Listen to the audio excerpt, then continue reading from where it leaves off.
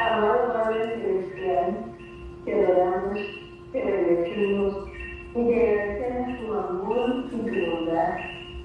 Gracias por regalarnos un día más de vida para que podamos amarte y bendecirte nuevamente. Bendícenos, Señor, y ayúdanos a ser mejores cada día.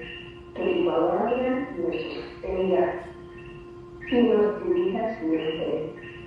Sé con aquellos que sufren, con los que están abatidos. Permite que aquellos que te servimos podamos ser una fuente de gracia para el que necesita.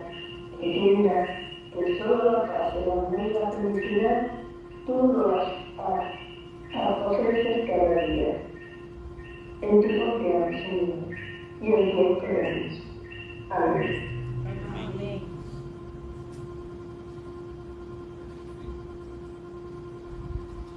Ahora cantemos al disfrutar el aroma del día del compositor cubano Eber Romero.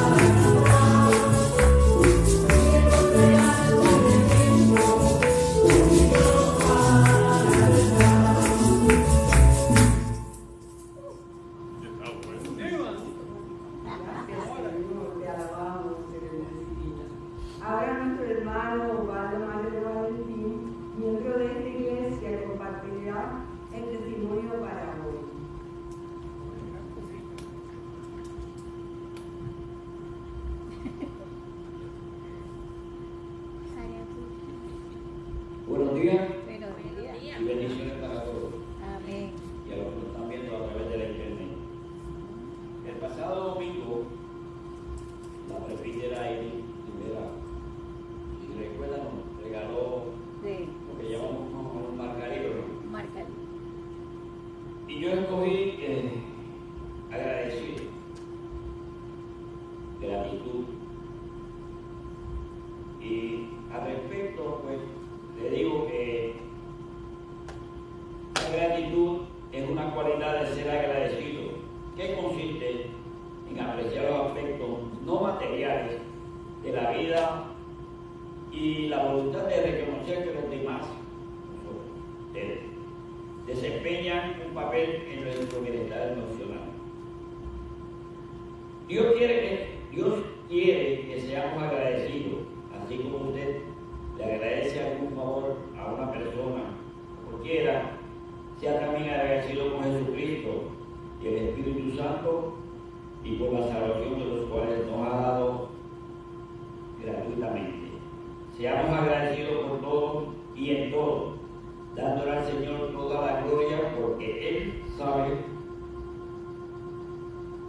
Él solo se la merece, porque Él solo se la merece. Hago un alto aquí para hablarles brevemente de mi gratitud.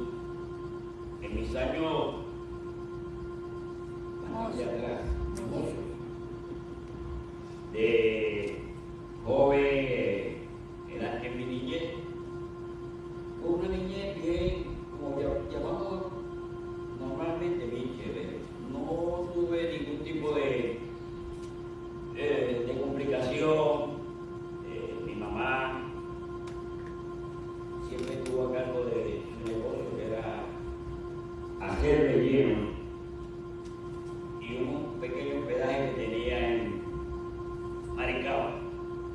Eso sí, nunca tuve padre físicamente, porque mi papá murió cuando yo apenas tenía 13 años.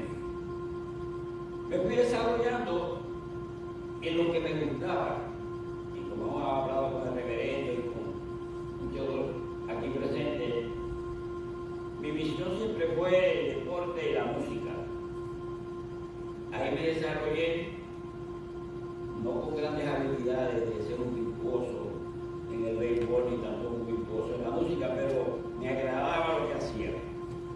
Lo hacía con mucho esmero, mucha dedicación, y gracias al Señor se lo agradezco, porque ningún familiar mío trató de parar lo que yo estaba haciendo. Mi mamá, por el tiempo que no tenía mucho tiempo para cuidarse de lo que yo hacía, pero no hacía nada malo, gracias a Dios. Pues todo estuvo bien. Seguí la música y seguí en los deportes. Cuando estaba en escuela superior, aquella joven que usted ve allí fue mi novia, la primera joven que fui en aquellos tiempos. Se pedía la mano, hoy se la llevan y sin problema. Pero ella fue la primera novia oficial que tuve, con tan mala suerte que cometí un error. Pero como decimos, un error lo comete cualquiera. Ese error me costó ¿Cuántos años? 52 años.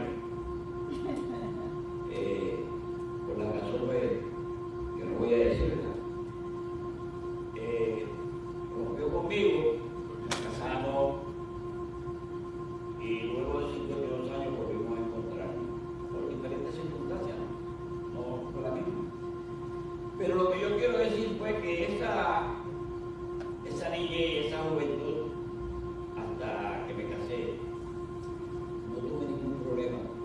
Todo fue gratitud, todo Dios me lo dio, yo se lo agradezco en el alma, todavía se lo agradezco después de viejo, continúo con lo mismo, agradecido siempre del Señor.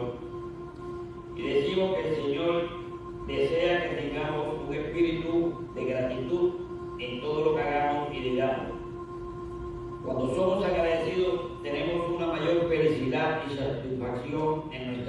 vida y reconocemos la influencia y bendiciones del Señor. Ser agradecido te cambia la vida, porque uno aprende a mirar a su alrededor y a valorar, mejorando cada día y dando lo mejor de uno, sin importar lo que recibe a cambio. O sea, yo no doy lo que me sobra, yo comparto lo que tengo. Y eso es siempre un dicho que siempre me lo llevo. Dar felicidad a alguien por sentirse armonizado, sano y feliz no tiene precio. La vida es simple y el universo generoso. Debemos agradecer todo. La gratitud es el solvente que diluye la queja. Es el toque mágico que atrae la abundancia. La decisión de no renegar. La posibilidad de darle paso abierto a la alegría, y es la mayor prueba de nuestra humildad. Agradécelo todo. Agradece por estar, por ser, por tener, por ganar, por perder, por ir, por venir, por intentar, por errar, por conocer, por sentir, por la presencia de los demás en tu vida. Termino diciendo, vivir con un sentimiento permanente de agradecimiento es abrir los brazos a bendiciones infinitas. Y recuerden, sean felices por lo que tienen antes de que llegue lo que busquen. Dios los bendiga. Amén.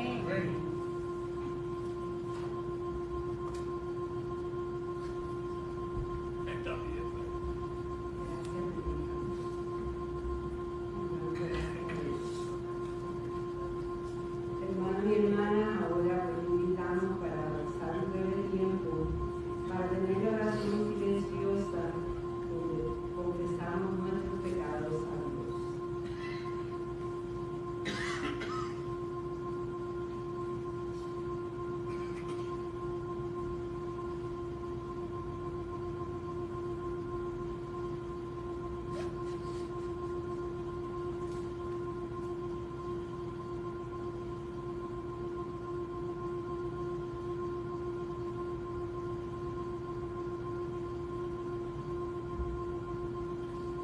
Amén. Escuchemos la seguridad del perdón. Dios nos ha dado el perdón y la reconciliación en su Hijo Jesucristo. Ahora afirmamos que por medio de Cristo existimos para vivir en justicia, paz y amor. Amén. Amén. Cantemos unidos, no hay un saludo más lindo y un saludo más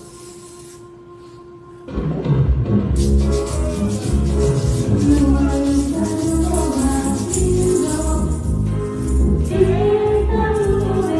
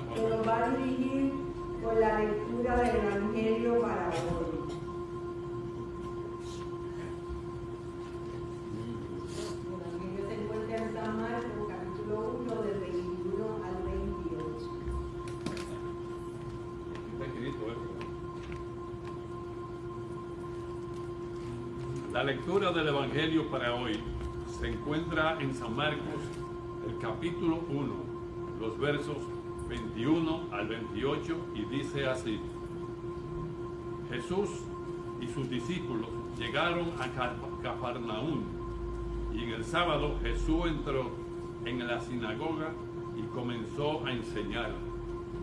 La gente se admiraba de cómo les enseñaba, porque lo hacía con plena autoridad y no como los maestros de la ley. En la sinagoga del pueblo había un hombre que tenía un espíritu impuro, el cual gritó: ¿por qué te metes con nosotros, Jesús de Nazaret? ¿Has venido a destruirnos? Yo te conozco y sé que eres el Santo de Dios. Jesús reprendió a aquel espíritu y diciéndole: cállate y deja a este hombre. El espíritu impuro hizo que el hombre le diera un ataque y gritando con gran fuerza salió de él. Todas las personas que se asustaron y se preguntaban: ¿qué es esto? Enseña de una manera nueva y con plena autoridad. Incluso a los espíritus impuros da órdenes y lo obedecen. Y muy pronto la fama de Jesús se extendió por toda la región de Galilea. Palabra de Dios. Gracias, Señor. Ahora tendremos el sermón a cargo del reverendo José Ángel Morales Meléndez, moderador de la Comisión Administrativa de esta Iglesia y miembro del Presbiterio del Suroeste de Perú.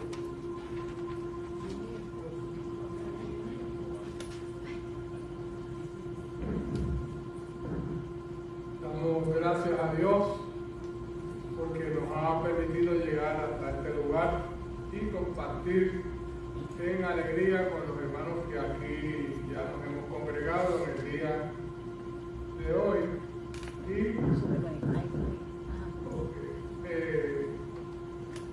Y los que nos sintonizan por los medios de comunicación social, Facebook Live y otros medios que luego nosotros utilizamos para seguir difundiendo lo que aquí ocurre.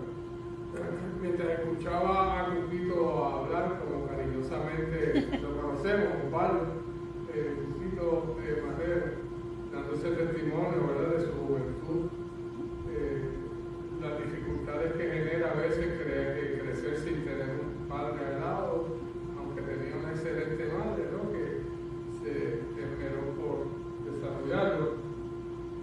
Y su apego por la música, pues, yo creo que nosotros tenemos un pastor, ayer lo que afirmaba el reverendo Pablo Caraballo, donde él dice que a él le gusta la salsa. A Pablo, que él es del área de Sabana Grande, se llama Pablo Caraballo. Así que sería bueno que se juntaran un día de esto, Pablo, si nos están viendo en algún momento, pues un poquito es un seguidor fiel de la música, conocedor de todos los géneros de música. En su casa tiene una excelente colección y todas nuestras actividades él las ameniza con música caribeña. Es que lo que caracteriza nuestra idiosincrasia como puertorriqueños y puertorriqueñas, ¿no?, que es la música, la alegría, y aquí tratamos siempre de traer esa música latinoamericana, caribeña, que se utiliza para alabar a Dios. Así que no está solo en ese mundo de la música y de los deportes, ¿verdad? Aquí a veces muchos practicantes de deporte en el pasado, pues ya lo único que yo hago es caminar, pero sí seguidores de los deportes y la música. Así que damos gracias a Dios por ese testimonio, ¿verdad? Y cómo Dios te trae a su redil, a esta congregación que ha sido de bendición junto con Rosa, su esposa. El texto bíblico de hoy lo tenemos aquí en el Evangelio según San Marcos. También hay un paralelo, hay otro pasaje similar en el libro de Lucas. Les puedo dar la referencia, ¿verdad?, para aquellos que les gusta seguir estos textos bíblicos. Aparece en Lucas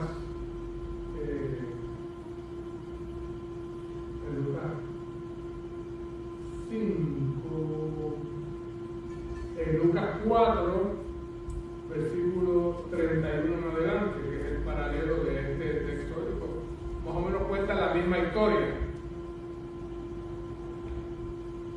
sobre un encuentro. Hoy, uno de nuestros pastores, el reverendo Ángel Suárez Valera, que hoy está en Añasco, a veces está en Maricao, yo antes estaba en Aguadilla, pero ya terminé mi compromiso en esa congregación y en esa ministerio, y voy a estar ayudando un poquito por aquí también. Y él sugería que la lectura de hoy tenía que ver con el ministerio triple de Jesús, por la razón de que este texto bíblico nos presenta la manifestación de Jesús en tres géneros, ¿no? El género de la predicación o la enseñanza, el género de la sanidad y el género de ser portador del poder de Dios. Y por eso es que se sugiere que el ministerio de Jesús se manifiesta en esas tres dimensiones. Bueno, este texto bíblico generalmente ocasiona controversia a la hora de interpretar, y va a depender mucho de la orientación teológica, de la orientación de fe que usted tenga, lo que va a permitir darle énfasis a cada una de las partes de este texto bíblico. Puede resaltar un momento de esa narrativa. Por ejemplo, el asunto de que Jesús está predicando en Capernaum, el área de Galilea, que es un área amigable a Jesús. Jesús sale de Nazaret y se ubica en Capernaum, en el área de Galilea, y esa área era muy familiar para Jesús. Ahí no había amenaza a su vida.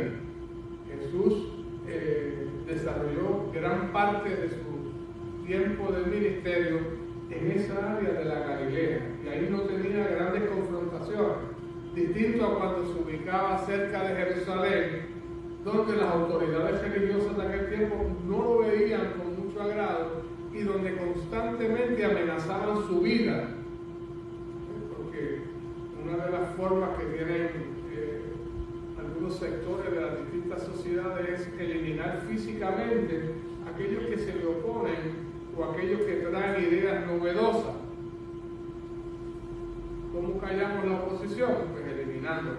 Y en Jerusalén Jesús no era muy bien recibido.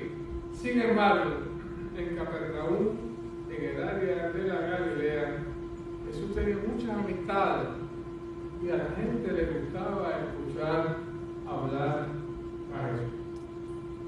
Y este texto en particular nos narra que Jesús entra a una sinagoga, y una sinagoga es distinta a lo que se conocía como el gran templo de Jerusalén. En aquellos tiempos había el templo que era el centro o la manifestación máxima de la religión judía, en el cual todo creyente en el judaísmo aspiraba en algún momento de su vida llegar hasta Jerusalén y allí adorar al Dios Altísimo.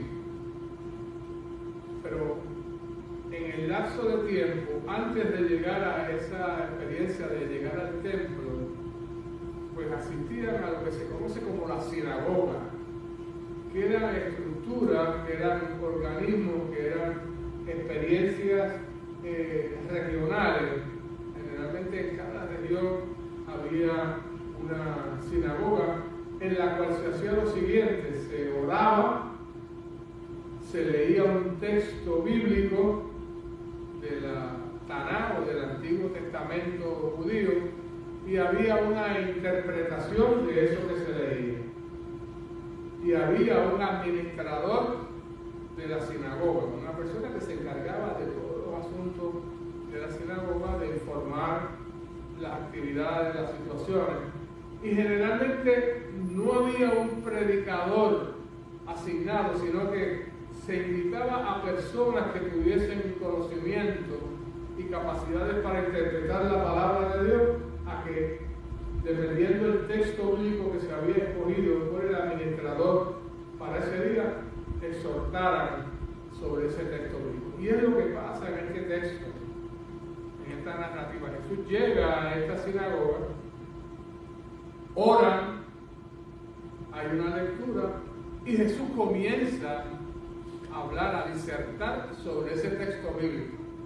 Lamentablemente el texto bíblico no nos dice cuál fue, como en otro momento donde Jesús lee un pasaje de Isaías, porque hoy se cumple esta escritura ante vuestros ojos, porque la lectura que hacía de Isaías era la descripción de su ministerio, pero en este caso en particular no hace referencia a qué pasaje del Antiguo Testamento hebreo, de la Biblia hebrea, se estaba leyendo.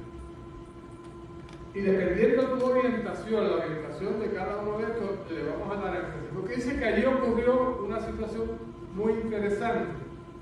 Nos dice que en ese lugar, porque a la sinagoga asistían los judíos devotos de cada pueblo, de cada localidad, y básicamente eran hombres. Las mujeres se les negaba el acceso o la participación plena en la sinagoga. En algunas sinagogas famosas había guardias a la entrada para de alguna manera detener personas que ellos consideraban que no debían entrar a la sinagoga. Otras sinagogas más pequeñas, pero no tenían la capacidad de tener un guardia, y entraba todo el mundo. En esta en particular, nos dice que allí, en esa sinagoga, había un hombre que no hay manera de explicar cómo fue posible que entrara a la sinagoga, porque nos dice el texto, la narrativa, que era un hombre que tenía un espíritu inmundo,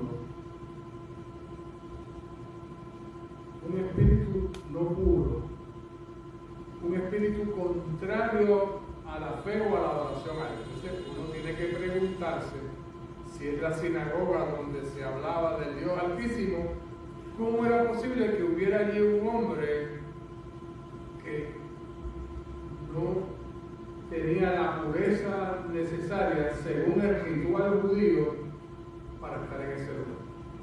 Bueno, en el lenguaje nuestro puede decir que estaba colado allí, de alguna manera él se coló y entró ahí.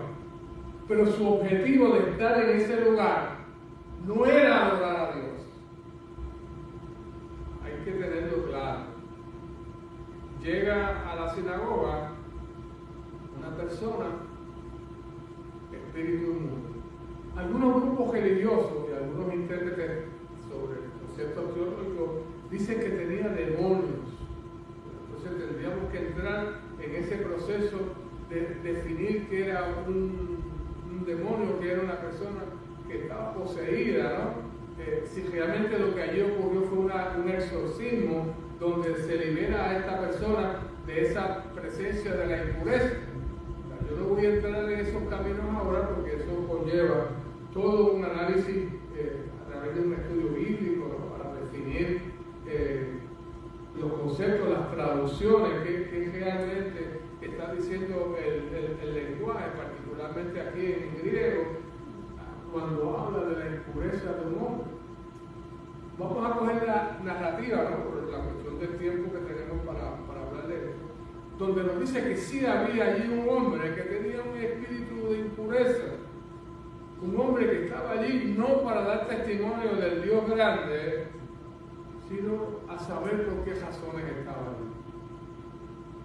Lo que me lleva a mí a pensar que en cualquier lugar donde uno esté, porque uno llega a los lugares con la presencia de Dios, particularmente los creyentes, ¿verdad? Que confiamos y dicen, bueno, salgo en el nombre de Dios. Generalmente yo antes de salir para algún lado digo, Señor, encomiendo vivir en tus manos, bendíceme en el camino, a la actividad que voy. Yo creo que más o menos todos hacemos lo mismo, ¿verdad?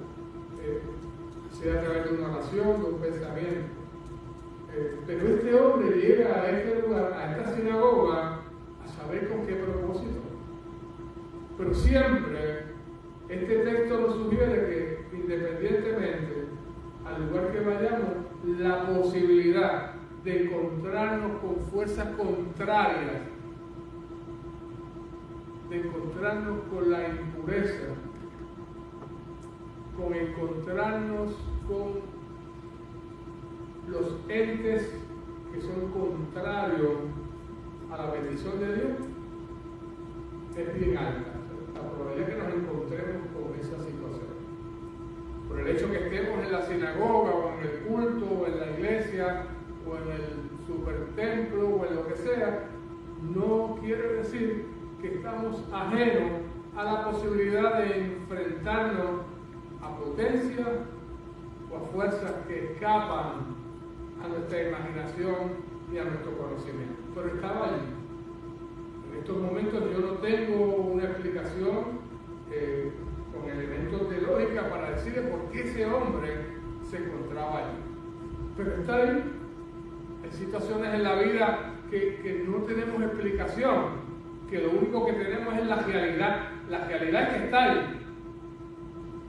Pero él no debería estar ahí. No debería, pero está. Y son situaciones donde nosotros, en vez de perder el tiempo para preguntarnos, decir, ¿y por qué está ahí? ¿Quién le permitió entrar? ¿Cómo es posible que haya tenido acceso? Empezamos todos unos debates cuando la lógica lo que nos lleva o lo que nos debe llevar es a pensar, bueno, ya está ahí, eso es inevitable. ¿Qué hacer cuando nos encontramos con esa presencia? Huir, manifestar temor, dejar que nos gane la batalla. Esta narrativa es excelente por eso, porque nos dice que Jesús llega a este lugar y ya ese hombre está ahí. Y Jesús comienza a participar en las oraciones y en la lectura del texto bíblico de ese día.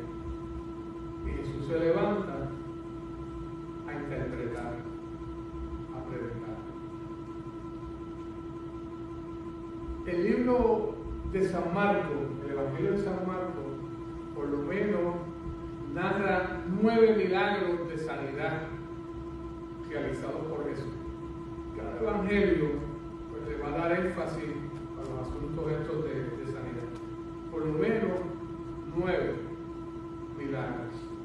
Y experiencias de enfrentarse con esta fuerza, por lo menos 2, de 2 a 3, nos narra Marcos, donde Jesús tiene que enfrentarse con las fuerzas del mal, con las fuerzas de la impureza, con las fuerzas contrarias a la presencia de Dios. Y aquí Jesús está predicando. Y hay una gran diferencia, porque muchos de nosotros los predicadores predicamos, y hacemos una interpretación. Y la mayoría de los predicadores de las iglesias tradicionales usan de referencia lo que otros dicen de ese texto bíblico. Vamos a escuchar muchos predicadores tradicionales y dicen, no, porque según el famoso teólogo fulano de tal, donde hace una exégesis, que es el estudio minucioso del texto bíblico, dice tal cosa, ¿no? Y empiezan a usar referencias de lo que otros interpretan. Y ustedes van, bueno, según fulano de tal, esta es la interpretación, según Calvino, según Bultmann, según Bonhoeffer, según Wesley, según Elena de White, si son los adventistas, ¿no? Los metodistas Wesley. Y entonces se utilizan como referencia a otros que piensan. En el judaísmo pasaba lo mismo. En el judaísmo, cuando los predicadores tradicionales o los rabinos tradicionales pues citaban aquí a los sumos sacerdotes. O sea, no, porque según el sumo sacerdote asignado al templo interpreta este pasaje de esta manera. Sin embargo, Jesús no utiliza esa metodología. Jesús lo que hace es que predica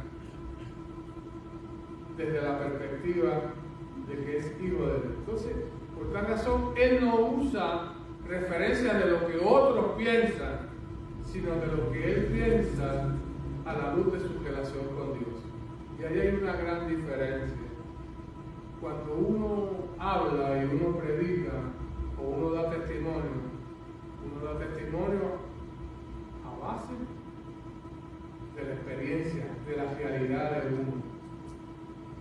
No, mira, es que a aquel le pasó tal cosa y tal vez lo que me está pasando a mí es lo mismo que le pasó a aquel. No, cuando uno da testimonio de la realidad que le ha pasado a uno. Pues Jesús predica desde esa perspectiva, de su propia realidad, de su propio entendimiento, desde su propia relación con Dios. Y la gente se maravillaba al escucharlo. Por eso el texto bíblico, esta narrativa nos dice que la gente se maravillaba porque decían, si oyeron bien el texto bíblico, la gente dice, es que predica como quien tiene autoridad. Eso lo que quiere decir es que él predicaba no haciendo referencia a lo que otros, los eruditos de aquel tiempo decían, o el obispo en el tiempo nuestro, o el arzobispo, o el papa, o el secretario permanente, o el gran predicador prestigioso. No. Él predicaba conforme a su relación con Dios. Y a mí me parece que los textos bíblicos uno tiene que enfrentarlos desde esta perspectiva. Sí orientarse, ¿verdad? Y tener unos conocimientos sobre lenguaje, idioma, contexto, lo que pasaba en esa época, pero dejar que sea el Espíritu de Dios desde mi propia realidad. Yo parto de mi realidad para entender estos textos bíblicos. Pero pasa algo más en este texto bíblico. Jesús está predicando, la gente está maravillada porque es que predica como quien tiene autoridad. Qué hermosa expresión, ¿verdad? Yo podría decir, es que predica no con hipocresía, sino que lo que predica él lo vive, lo que predica él lo practica, lo que enseña es su pan nuestro de cada día, lo que predica y enseña es su testimonio de vida. Entonces hay toda una mezcla, ¿verdad?, de lo que está diciendo Jesús, lo practica en su vida. Si habla de amor, pues manifiesta el amor. Si habla de compasión, manifiesta la compasión. A eso que se refiere Marcos cuando decía que Jesús hablaba, enseñaba y predicaba como quien tiene autoridad. Hay una diferencia grande, ¿verdad? Porque yo puedo aquí ser un excelente predicador, que no lo soy y nunca lo he sido, pero yo creo que lo que debe ser que lo que yo diga, ustedes lo puedan ver reflejado en mi práctica de vida. Ese pastor llega, no saluda a nadie, predica y por donde mismo se va, es antisocial, tiene una cara de amargado, tú sabes, no comparte, no hay un momento de relacionarse, ¿verdad? Entonces se cree superior. Entonces, eso no es predicar con autoridad, eso es predicar falsamente. Jesús no predicaba falsamente, sino Jesús olía a oveja, que es una expresión muy hermosa que me hicieron en estos días en mi despedida allá en Aguadí. Me dice, pastor, es que usted huele a oveja, porque si había un juego domino, yo me iba a jugar domino, o había una actividad, era parte de lo que son parte de la vida de la iglesia, no es exclusivo. Y Jesús se integra en la vida del pueblo. Pero aquí pasa algo más. La gente comentaba, mira, predica como quien tiene autoridad. Pero miren lo que sucede. Pero había en la sinagoga de ellos, esa es la expresión de Marcos, en la sinagoga de ellos, un hombre con espíritu inmundo, que cuando Jesús comenzó a predicar como quien tiene autoridad, comenzó a dar voces, diciendo, ese que tenía el espíritu inmundo, yo no sé si es que antes estaba callado, pero parece que sí que estaba calladito en una esquina. Pero cuando Jesús comenzó a hablar, dice que comenzó aquel hombre a dar voces. Traducido es a dar voces, a gritar. Comenzó a gritar, a decir cosas, diciendo: ¿qué tiene con nosotros, Jesús Nazareno? Has venido para destruirnos. Sé quién eres, el Santo de Dios.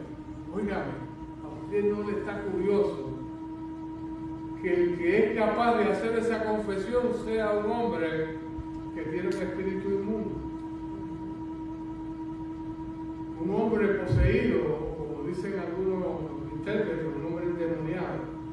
Dice que comenzó a gritar y dice: ¿qué tienes con nosotros? Yo sé quién tú eres, Jesús de Nazaret. Y le da ese nombre, Jesús de Nazaret. Jesús es Nazaret, aunque ya no vivía en Nazaret, ahora estaba en Capernaum, en el área de Galilea. Por eso también comenzaron a llamarle no Jesús Nazaret, sino Jesús en Galilea, porque pasó más tiempo en Galilea en su ministerio público. ¿Qué tienes contra nosotros? Nosotros sé quién eres.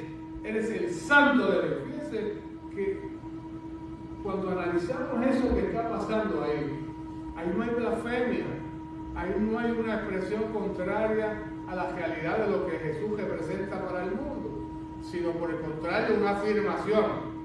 Ese que tiene el espíritu inmundo sabe quién realmente es Jesús, el poder y la capacidad que tiene Jesús. Por eso el pastor nos sugería un ministerio triple de Jesús, porque predica con autoridad, enseña con autoridad, sana a la gente, libera a la gente y es portador del poder de Dios. Ha venido a destruirnos. Y entonces, yo no sé si ustedes pueden proyectarse y pensar que ustedes estén en un sitio hablando y entre alguien y lo interrumpa a usted y empieza a decir cosas contrarias a lo que usted está diciendo o afirmándola o lo que sea. Yo no sé si eso es posible. Yo tengo una anécdota sobre eso, pero no me da el tiempo, así que la dejo para contársela en una ocasión de un predicador que estaba, y cada vez que predicaba en aquella iglesia había un hermano al fondo que decía ¡Aleluya! Y entonces el predicador se incomodaba y cada vez que decía algo volvía a decir ¡Aleluya! Y entonces sacó de piso al predicador. Y entonces, bueno, ya se la sigo contando, ¿no? Entonces, ¿qué pasa? Que él se incomodó, llamó a la junta de la iglesia después que terminó el curso y mire, por favor, callen a ese hombre porque es que me sacan, yo pierdo el hilo cada vez que sale con el aleluyita ese. Pastor, pero es que no podemos privarle la libertad de expresión. Pero llamarle la atención o algo. Bueno, la cosa es que viene el otro domingo y empieza a predicar. Y vuelve cuando está el pastor predicando aquel hermano ¡Aleluya! Pero lo decía con aquel ímpetu. Entonces el pastor volvía y perdía el hilo. Bueno, ya no pudo más.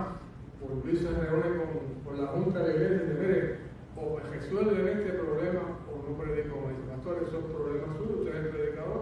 Nosotros no podemos coartarle la libertad de expresión.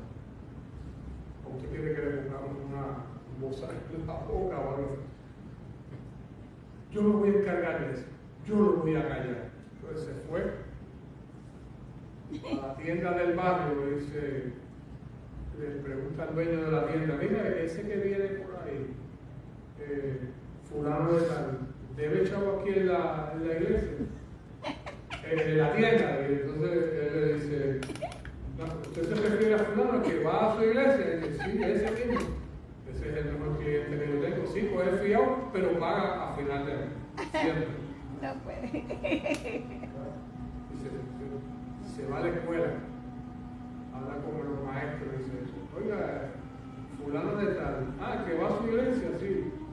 Viene aquí a preocuparse por los hijos, por lo que hace en la escuela, sus hijos. Y dice: hijo de padre. Es excelente padre y nos ayuda en todo. De verdad. Va y se reúne con los hijos y dice, oye, el papá de ustedes, uno de sus canales es nuestro amigo. Hermoso padre, comparte los fines de semana con Bueno, siguió averiguando, porque él quería buscar una falla, ¿verdad?, en ese hombre para mandarlo a callar. Va y habla con la esposa y dice, oye, ese marido tuyo, ¿qué pasa? ¿Cómo somos excelente, proveedor, cariñoso, amoroso? Es el mejor regalo que Dios me ha dado en mi vida. El pastor dice, no lo puedo mandar a callar. El otro domingo el pastor dice, miren, antes de empezar a hablar, de predicar, le voy a decir algo. En esta iglesia, el único que puede decir aleluyita, amén, gloria a Dios que quiera, es fulano de tal. El gesto, por favor, quédense callados. En la iglesia, la expresión. Este grupo, este personaje que está allí, irrumpe. ¿Qué tiene contra nosotros? Sí, interrumpen a Jesús.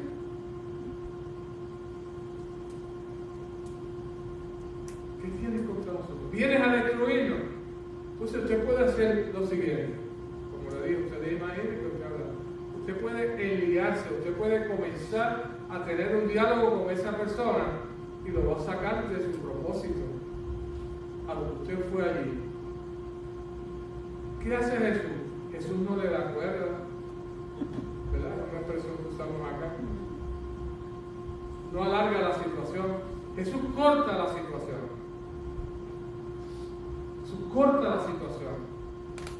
No le da posibilidad alguna de argumentación ni demostrarle Jesús a él quién es Jesús. No, Jesús simplemente lo que hace bien es que nuestro Señor es extraordinario. Jesús entonces lo reprendió diciéndole, cállate y sal de él.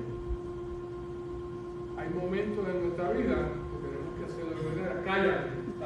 Vete, no me vas a sacar de mis casillas, de mi carril y de mi objetivo y hacia dónde me dirijo y de los propósitos por los cuales Dios me ha traído. Va a llegar el momento en el que van a tratar de sacarte, trataron de sacar a Jesús para provocarle, para que cayera en ira. No, te voy a callarle la boca y sal de aquí.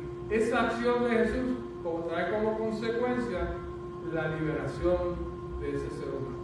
Dice que tan pronto Jesús le dice cállate y sal de él, el espíritu inmundo, sacudiéndose con violencia y clamando a gran voz, salió de él. Entonces, esto para muchos es un exorcismo, ¿verdad? Es liberado un ser humano de una condición de atadura. Pero hay que tener cuidado con este texto bíblico y no caer en esos extremos, porque hay todo un diálogo en el planteamiento de esta narrativa donde ese espíritu inmundo habla y reconoce la grandeza de Dios y Jesús lo reprende y un hombre, un ser humano es liberado. Esa narrativa tiene un propósito más allá de la simpleza de decir que era un demonio, que como el demonio gadareno, que lo vamos a encontrar más adelante, que era un demonio, un hombre que estaba endemoniado, lo tenían atado cerca de un cementerio y entonces rompió la escalera. Bueno, esa es otra historia narrativa. Lo interesante es que Jesús dice que hay situaciones aún dentro de la sinagoga de atadura. ¿Cómo yo puedo traducir eso en nuestros tiempos? En la iglesia hay situaciones que también son de atadura. Y hay hermanos y hermanas y pastores y pastoras que están atados.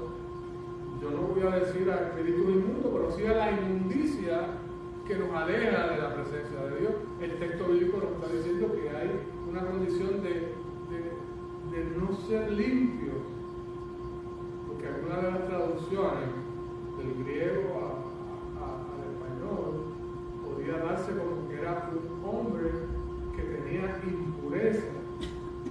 Saben que las traducciones van a variar, un espíritu inmundo, otros cambian todo ese hombre que estaba endemoniado, ¿no?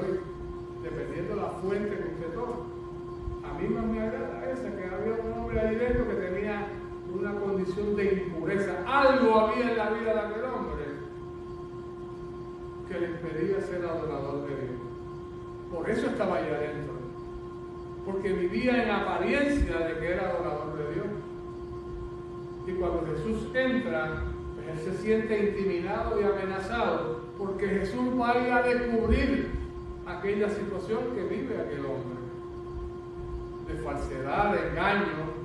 Por eso ese hombre lo que expresa es: yo sé quién tú eres Jesús el Nazareno, y vienes a destruirlo. Sí, viene a destruirlo. Va a destruirlo porque Jesús destruye todo aquello que es contrario a la humanidad, todo aquello que te ata, y todo aquello que te seduce y te imposibilita ser verdaderamente un ser humano libre y completo. Y Dios tiene entonces que transformar. El texto bíblico también nos dice que aquella experiencia, todos se asombraron de tal manera que discutían entre sí diciendo: ¿qué es esto? ¿Qué ha pasado aquí? ¿Qué nueva doctrina es esta? ¿Con qué autoridad manda aún a los espíritus inmundos y le obedecen? Y muy pronto se difundió su fama por toda la provincia alrededor de Galilea. Resumiendo, categóricamente no podemos decir que esto fue un exorcismo. La libertad que tienen los escritores bíblicos es fantástica. Y yo creo que en cada narrativa hay un propósito, hay una enseñanza. Para mí, la enseñanza de este texto bíblico recae en el concepto de que en la sinagoga donde se practicaba el aprendizaje de la palabra de Dios, ¿verdad?, había un hombre que estaba allí, pero no realmente con el propósito de ser venerado. Y Dios en Cristo Jesús lo va a desenmascarar. Y yo creo que ese es el verdadero sentido de este texto bíblico.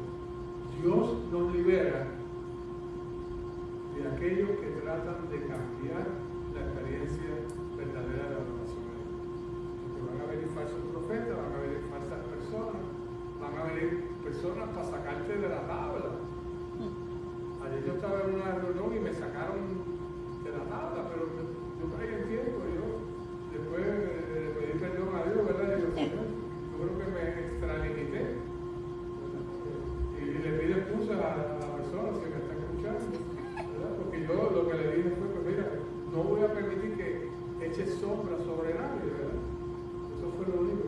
Yo no lo ofendí, creo yo, pero sí me molesté, porque estábamos en la casa de Dios, estábamos en el pueblo de Dios, y entonces yo hago como Jesús. O sea, lo que es injusto es injusto, y aquellos que estaban, porque el texto bíblico habla de qué tienes contra nosotros. Es como si hubiera más de un espíritu inmundo dentro de aquel hombre, ¿no? Pero Dios vino a liberarnos aún de esos espíritus inmundos que pueden ser traducidos. El texto es complejo, porque entonces, ¿qué puede ser un espíritu inmundo? El amor a la riqueza, estar casado y tener 4 amantes, ser gerente de un banco y robarse a los chavos, ser maestro y vender las claves de los exámenes. O sea, el espíritu inmundo puede ser todo aquello que nos ata y que no nos deja ser verdaderos hombres y mujeres libres. Lo dejo con eso. Ustedes luego en algún momento tendrán oportunidad, ¿verdad?, de dar otro estudio bíblico. Este año 2024, aquí en esta congregación, esperamos comenzar a desarrollar una serie de estudios bíblicos, como está dando el pastor, pero más profundos. Los vamos a estar transmitiendo grabados por Facebook Live y por YouTube, porque tenemos una página ya abierta de YouTube para empezar a dar estos estudios bíblicos que usted desde su casa puede comenzar a verlos y participar. Ya estábamos viendo aquí esta salita que está aquí como un lugar para presentar esas actividades, y que oremos por esas cosas para bregar con este tipo de textos bíblicos y todos crecer en el Señor y convertirnos realmente en portadores de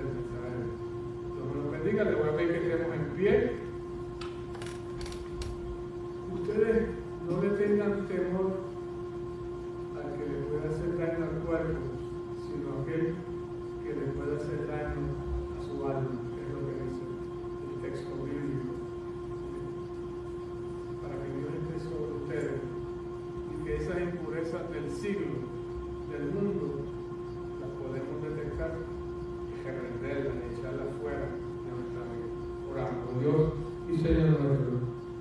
En tu palabra, oh Dios, hemos incursionado, hemos navegado por este texto bíblico con nuestras limitaciones, con nuestra incapacidad, porque no tenemos la capacidad que tú tenías de hablar con autoridad, sino hacemos una aproximación de lo que el escritor bíblico trata de decirnos a nosotros, la iglesia del 2024 aquí en Mayagüez.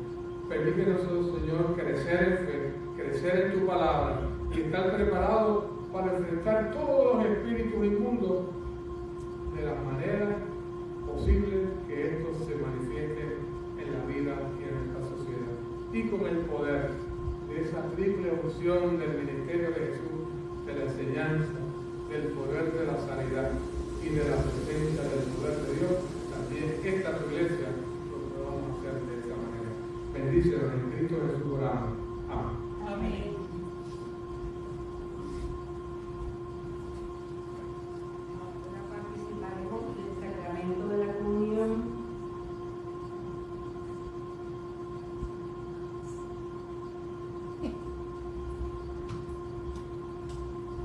Le vamos a pedir a los hermanos que nos ven que por favor busquen su pedazo de pan, su juguito, para que puedan compartir con nosotros este sacramento. Como siempre decimos, hermanos y hermanas, allá en su casa nos preparamos para tener la meditación del sacramento de la Eucaristía, de la Santa Cena. Y como hemos dicho en ocasiones anteriores, nuestra iglesia presbiteriana, de tradición reformada, tenemos la mesa de comunión al mismo nivel de la congregación. No se queda arriba, como si uno fuera superior. No, hay que venir acá, donde está la mesa preparada y servida por la propia congregación para todos y todas. Y la invitación a esta mesa la hace Jesús. Es Jesús el que nos invita por aquello por lo cual decía la Escritura que Dios estaba en Cristo reconciliando al mundo consigo mismo. Y la oportunidad que nos da el Señor de invitarnos, a pesar de nuestras imperfecciones, a veces de no estar dignamente preparados para pasar por un proceso como este proceso sacramental, pero el sacrificio de Cristo Jesús en la cruz del Calvario nos prepara, nos hace dignos. Es por la grandeza de Cristo que se nos invita a esta mesa. No es por nuestros méritos, no es porque uno sea pastor, no es porque uno sea anciano, no es porque uno sea miembro de la iglesia, no. Es porque Cristo murió por ti y por ustedes que nos ven a través de los medios. Entonces nos invita. Nosotros no podemos negarle a usted los elementos de la comunión. Es una decisión suya. Y allá en su casa, usted tome pan, tome jugo, alguna bebida para participar con nosotros. Es un acto donde conmemoramos, donde recordamos la acción redentora de Cristo, porque Jesús lo hizo con sus discípulos. Y es el apóstol Pablo que es uno de los personajes bíblicos más apasionados por la Eucaristía, por la comunión. Tan es así que le dedica parte de uno de los capítulos en su carta a los Corintios, donde dice, porque lo que yo aprendí, alguien le enseñó a Pablo, dice, lo que yo aprendí, lo que me enseñaron a mí, yo se los enseño a ustedes. Y dice que Jesús, reunido con sus discípulos, tomó pan, dio gracias a Dios, lo partió, diciendo, tomen, coman, esto es mi cuerpo, que por vosotros partido, y también tomó una copa diciendo, este es el nuevo pacto, la nueva alianza en mi sangre. Le voy a pedir a los ancianos que vengan por aquí para que sean ellos los que repartan los elementos. Allá usted en su casa prepare el pan, galletas, lo que tenga a mano, ¿verdad? Y le vamos a pedir al hermano Manuel que tenga la oración por la copa y por los elementos del pan en esta manera. Oramos. Bendito Dios, agradecemos tu amor y tu misericordia y agradecemos estos momentos que tú nos permites compartir del pan que representa tu cuerpo y del vino que representa tu sangre. Permite que en la medida que nosotros tomemos estos elementos, nuestros cuerpos sean edificados para hacer la tarea que tenemos por delante con agradecimiento en beneficio de nosotros como parte de tu iglesia. Por Jesús te lo suplicamos. Amén. Amén. Pueden repartir allá en su casa, ustedes tomen. Realmente hay varios textos en la Escritura que nos hablan de esta experiencia de la Eucaristía. Juan, capítulo 6, capítulo 9, en Corintios,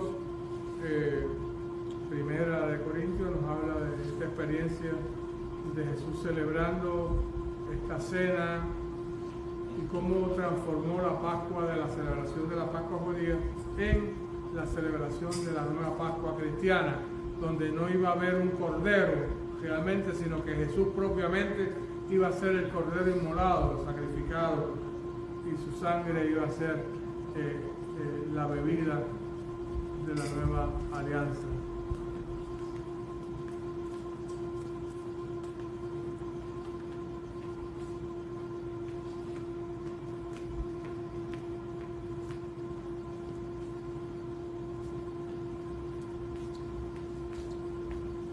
Porque este es el cuerpo de Cristo partido por cada uno de nosotros y la copa de la nueva alianza en su sangre. Amén.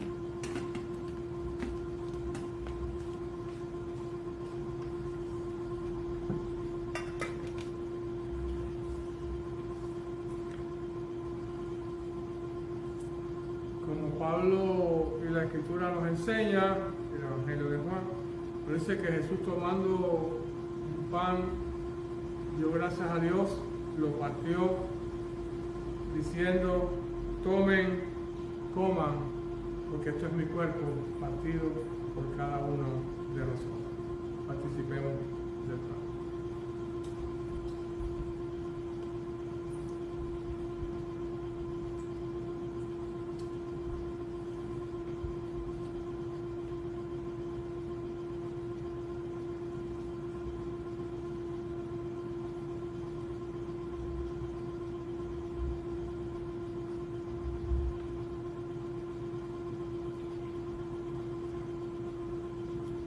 De igual manera tomó también una copa en sus manos, diciendo, esta copa es señal de un nuevo pacto, de una nueva alianza en mi sangre. Y nos recuerda la liturgia que cada vez que comamos de este pan y bebamos de esta copa, la muerte del Señor anunciamos hasta que Él venga. Nosotros, la iglesia de este tiempo, no solamente anunciamos su muerte, sino que proclamamos su resurrección. Participemos pues de la copa del Señor.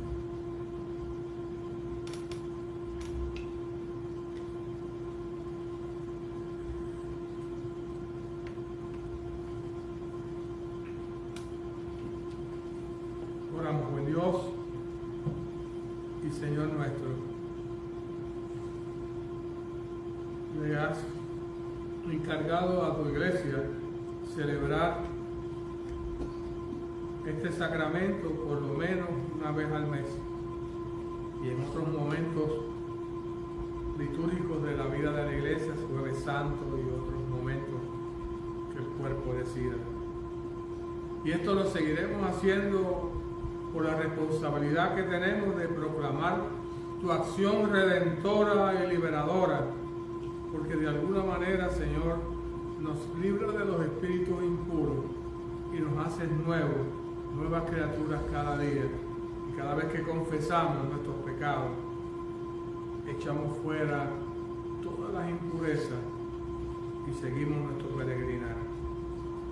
Y esto lo seguiremos haciendo hasta que, como dice la Escritura, al final de los tiempos habrá una fiesta, habrá un banquete, habrá otra mesa, y ya no harán falta ministros, pastores, sacerdotes para administrar esta ceremonia, sino nos dice que tú mismo, oh Dios, en ese banquete mesiánico será el que vas a ministrar en el momento de tu regreso. Mientras tanto eso ocurra, esta congregación lo seguiremos haciendo en el nombre del Padre, del Hijo y del Espíritu Santo. Amén. Amén. El Señor los bendiga y gracias por estar en esta ceremonia eucarística. Ahora cantemos una melodía inglesa de 1787 que luego fue adaptada a la música folclórica estadounidense. Renueva. Vamos a cantar. La canción. Cambio. Bueno, vamos a cantar de nuevo.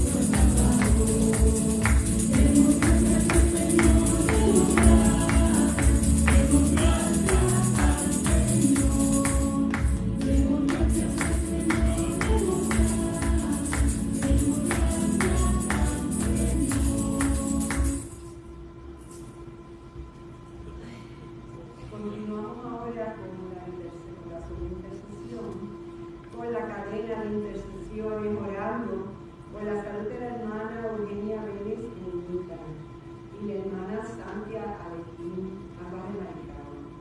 También por la hermana cubana Anita Sánchez Dan, paciente de cáncer en España. Por su mamá Lina, que está en los Estados Unidos. Y por su tía, la hermana Norca Cáncer en Cuba, quien se recupera de una operación en el pie y nos ha dado un mensaje de agradecimiento. Queremos también orar por el reverendo Manuel Bahamonte, el esposo también, y por el esposo de la reverenda Betty González. También queremos orar por la familia Octaviani y por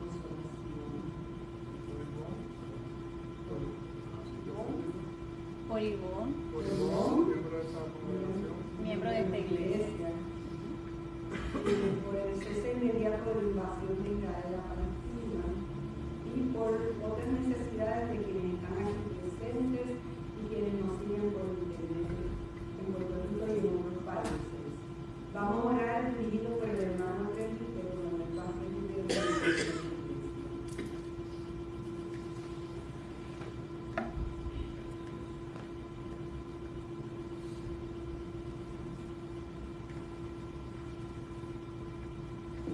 Orando. Señor, en esta hora tú has escuchado nuestras peticiones. Tú sabes que tal vez hayan quedado algunas en nuestra intimidad, pero tú las conoces. Te suplicamos que tengas compasión de nosotros, que en tu amor soberano, en la medida que tú nos consuelas, en la medida que tú contestas nuestras peticiones, nosotros seamos agradecidos y hagamos partícipes a nuestros hermanos para que ellos entiendan de la manera en que tú nos bendices, nos cuidas y contestas nuestras peticiones. Eso te lo agradecemos en Jesucristo, nuestro Señor. Amén. Amén.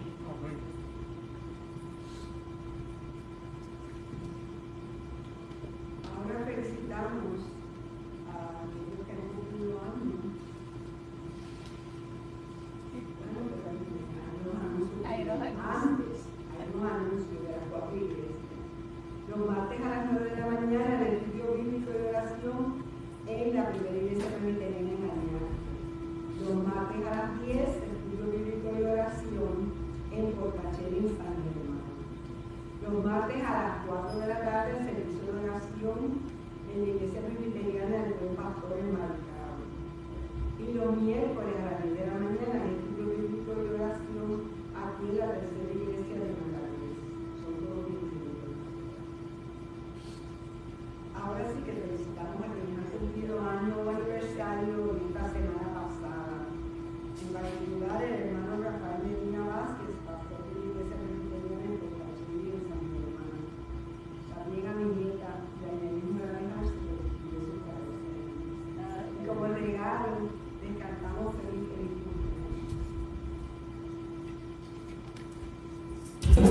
Feliz cumpleaños, que seamos para ti, que Dios omnipotente te conceda en ti. Feliz cumpleaños, que Dios te cunda, te dé mucha tranquilidad, salud y felicidad. Que deseamos felicidades, que deseamos felicidades, por cumpleaños más y de todo que te va, te deseamos felicidades. A Dios te damos gracias que con todo sin par, ha sido un año hermoso, el consuelo de dar. Feliz cumpleaños, que Dios te bondad, que dé mucha tranquilidad, salud y felicidad. Amén. Ahora celebramos la bendición con el pastor José Ángel Morales y para finalizar lo escuchemos el himno Dichosos los pobres. Oramos. Ahora, Señor, hemos de regresar a nuestras actividades cotidianas en nuestras casas o algunas otras actividades y responsabilidades en el día. te pedimos pues que nos acompañes con la bendición de Dios Padre, Dios Hijo y Dios Espíritu Santo. Amén. Amén. Gloria.